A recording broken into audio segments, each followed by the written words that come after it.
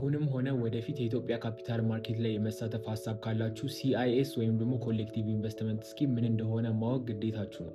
እኔ ደግሞ እሱ ምን እንደሆነ በጣም ባጭሩና በቀላል መንገድ ላስረዳችሁ ሞክራለሁ። ኮሌክቲቭ ኢንቨስትመንት ስኪሙ ወይም ደግሞ ሲአይኤስን በቀላሉ ለማስረዳት እንግዲህ አንድ ኢንቨስተር ገንዘቡን ኢንቨስት ማድረግ ሲፈልግ አንድ አሴት ፈልጎ ያን አሴት ሪሰርች ያደርግና ያዋጣኛል አያዋጣኝም የሚለውን ቼክ ካደረገ በኋላ እዛች አሴት ላይ ኢንቨስት ያደርጋል። የአሴት እንግዲህ ቢዝነስ ሊሆን ይችላል፣ የካምፓኒ ስቶክ ሊሆን ይችላል፣ ኢቨን ብድር ሊሆን ይችላል። ብድርም እንደ አሴት ነው እንደምታውቁት። ይሄ ኢንቨስትመንት ግን ሁል ጊዜ 50% ቻንስ ነው ያለው፣ ወይ ፌል ያደርጋል ወይም ደግሞ ሰክሲድ ያደርጋል። ኮሌክቲቭ ኢንቨስትመንት ስኪም ላይ ግን ስመጣ እንደዛ የለም። ለምሳሌ ኢንቨስት የምታደርጉት 1 ሚሊዮን ከሆነ ያንን 1 ሚሊዮን የተለያዩ ብዙ ኢንቨስትመንቶች ላይ በታትኖ ማስቀመጥ ማለት ነው። ለምሳሌ የካምፓኒ ስቶክ ወይም ደግሞ አክሲዮን ለመግዛት ካሰባችሁ በዛ 1 ሚሊዮን የአንድ ካምፓኒ ብቻ ስቶክ ከመግዛት 100 ሺህ አድርጋችሁ የ10 ካምፓኒዎችን ስቶክ መግዛት ማለት ነው። ይህ ማለት ከነዚህ መካከል ኢቭን የተወሰኑ ካምፓኒዎች ፌል ቢያደርጉ የተቀሩት ደግሞ ሰክሲድ ሊያደርጉ ስለሚችሉ ሪስካችሁ ሪከቨር የምታደርጉበት መንገድም ሊሆን ይችላል ማለት ነው፣ እንደ ሪስክ ማኔጅመንት።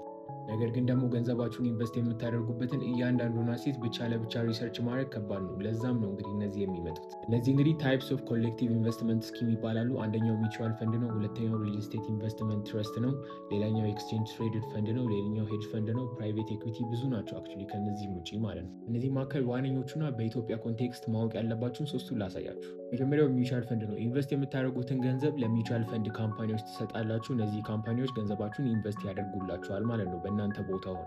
ሌላኛው ሪል ስቴት ኢንቨስትመንት ትረስት ወይም ደግሞ REIT ነው። እነዚህ ደግሞ ገንዘባችሁን ይወስዱና ኢንስቴድ ኦፍ ኢንቨስቲንግ አንድ ሪል ስቴት ላይ ብቻ የተለያዩ ሪል ስቴቶች ላይ ገንዘባችሁን ኢንቨስት ያደርጉላችኋል ማለት ነው። ከነዚህ መካከል እንግዲህ ሞስት ኢንተረስቲንግ እና ሞስት ኢምፖርታንት ግን ኤክስቼንጅ ትሬድድ ፈንድስ ወይም ደግሞ ETF የምንለው። እነዚህ እንግዲህ ኢንስቴድ ኦፍ ባይንግ ዋን ሲንግል ስቶክ ብዙ ስቶኮች እንደ አንድ ሆነው የሚቀርቡላችሁ መንገድ ነው። ለምሳሌ የቴሌ፣ የአዋሽ ባንክ፣ የገዳ ባንክ ምናምን ስቶኮች አንድ ላይ ተደምረው አንድ አቨሬጅ ፕራይስ ይወጣላቸውና እሱን እንደ አንድ ስቶክ ሆነው ትገዙታላችሁ ማለት ነው። እነዚህ ኤክስቼንጅ ትሬድድ ፈንድስ ይባላሉ። ይህ እንዴት እንደሚሰራ እንዴት ፕራይስ እንደሚወጣላቸው ኤክስቼንጅ ትሬድድ ፈንድስ በትክክል ምን ማለት እንደሆነ ከዚህ በፊት ቪዲዮ ሰርች የላችኋለሁ፣ ካፕሽን ላይ አስቀምጥላችኋለሁ። እሱን ገብታችሁ ማየት ይኖርባችኋል።